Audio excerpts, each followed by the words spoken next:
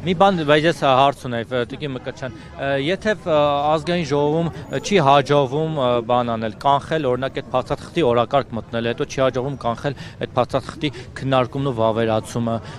որևէ բան չի հաջողվում այս տարիներին կանխել, հետևաբար ինչ է անում խորհրդանական դիմությունը խորհրդանում, դուք չեք մասնակցում հարց ու պատասխան եւ հիմնական նիստերի մեծ մասին շատ դեպքերում, ձեր մյուս գործընկեր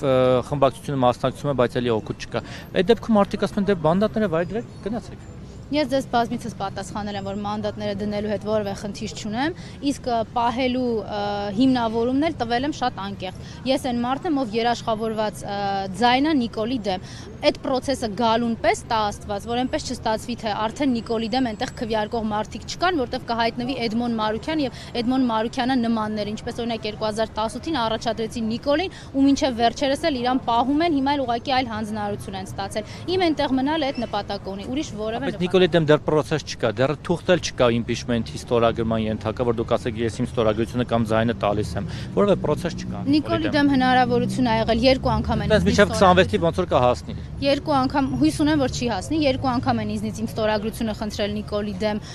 գործընթացները սկսելու, երկու անգամ էլ դա դրվել է, 12-ը կխնդրեն, 12-ը կդրվի առանց որևէ նախապայմանների։